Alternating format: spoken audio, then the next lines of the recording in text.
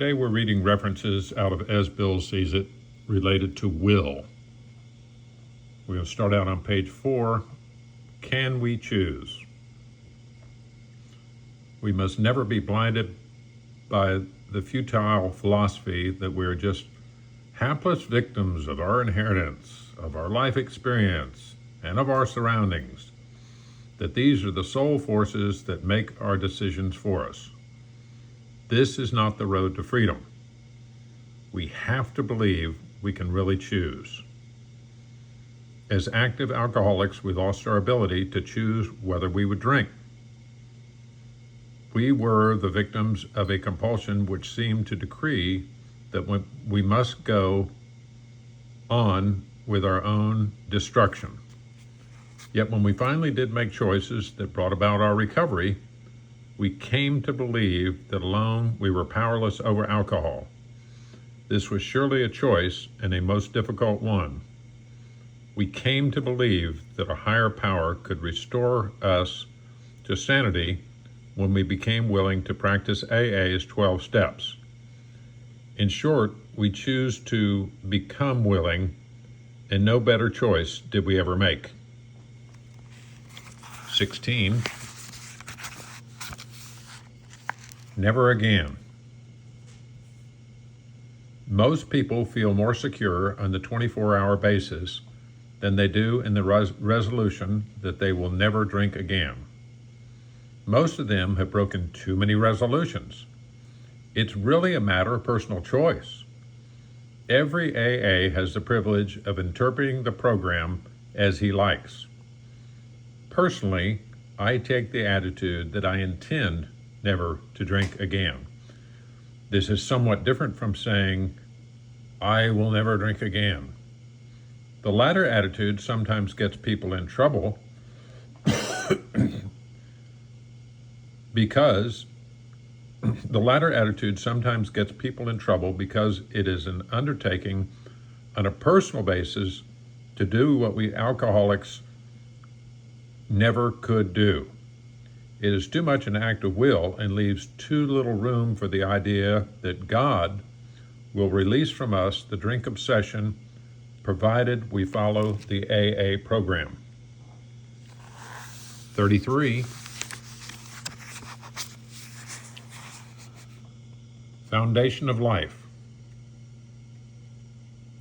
We discover that we receive guidance for our lives to just about the extent that we stop making demands upon God to give it to us on order and on our terms. In praying, we ask simply that throughout the day, God place in us the best understanding of His will that we can have for that day, and that we be given the grace by which we carry it out. There's a direct linkage among self-examination, meditation, and prayer. Taken separately, these practices can bring much relief and benefit, but when they are logically related and interwoven, the result is an unshakable foundation for life. 42.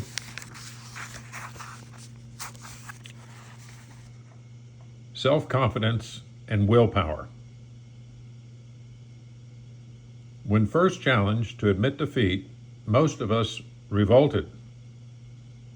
We had approached AA expecting to be taught self-confidence. Then we had been told that so far as alcohol was concerned, self-confidence was no good whatever. In fact, it was a total liability. There was no such thing as personal conquest of the alcoholic compulsion by the unaided will. It is when we try to make our own will conform with God's that we begin to use it rightly. To all of us, this was a most wonderful revelation. Our whole trouble had been the misuse of willpower. We had tried to bombard our problems with it instead of attempting to bring it into agreement with God's intention for us. To make this increasingly possible is the purpose of AA's 12 steps. 47. Seeing is believing. The Wright brothers' almost childish faith that they could build a machine which would fly was the mainspring of their accomplishment. Without that, nothing could have happened.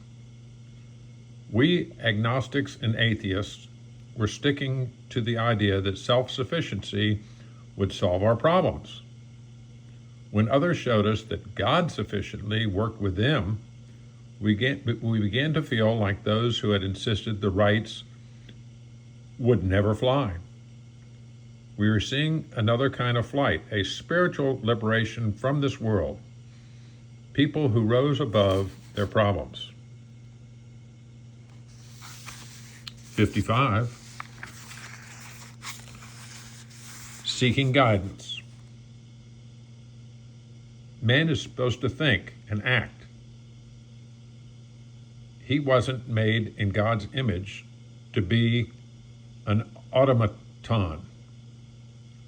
My own formula along this line runs as follows. First, think through every situation, pro and con, praying meanwhile that I not be influenced by ego considerations. Affirm that I would like to do God's will. Then, having turned the problem over in this fashion and getting no conclusion or compelling answer, I wait for further guidance, which may come in the mind directly or through other people or through circumstances. If I feel I can't wait and I still get no definite indication, I repeat the first measure several times, try to pick out the best course, and then proceed to act. I know if I'm wrong, the heavens won't fall. A lesson will be learned in any case. 66. For emergencies only. Whether we had been believers or unbelievers, we began to get over the idea that the higher power was a sort of Bush League pinch hitter to be called upon only in an emergency. The notion that we would still live our own lives, God helping a little now and then, began to evaporate. Many of us who had thought ourselves religious awoke to the limitations of this attitude. Refusing to place God first, we had deprived ourselves of his help. But now the words, "Of myself I am nothing, the Father doeth the works," began to carry bright promise and meaning. 87. Keystone of the Arch. Faced with alcoholic destruction, we became open-minded on spiritual matters. In this respect, alcohol was a great persuader. It finally beat us into a state of reasonableness. We had to quit playing God. It didn't work.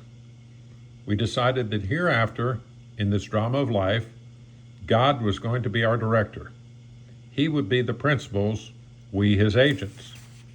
Most good ideas are simple, and this concept was the keystone of the new triumphant arch through which we pass to freedom.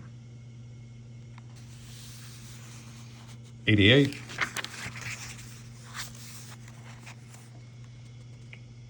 Willpower and choice. We AAs know the futility of trying to break the drinking obsession by willpower alone. However, we know that it takes great willingness to adopt AA's 12 steps as a way of life that can restore us to sanity. No matter how grievous the alcohol obsession, we happily find that other vital choices can still be made. For example, we can choose to admit that we are personally powerless over alcohol. That dependence upon a higher power is a necessity, even if this be a simple dependence upon an AA group. Then we can choose to try for a life of honesty and humility, of selfless service to our fellows and to God as we understand Him. As we continue to make these choices and so move toward these high aspirations, our sanity returns and the compulsion to drink vanishes. Greg.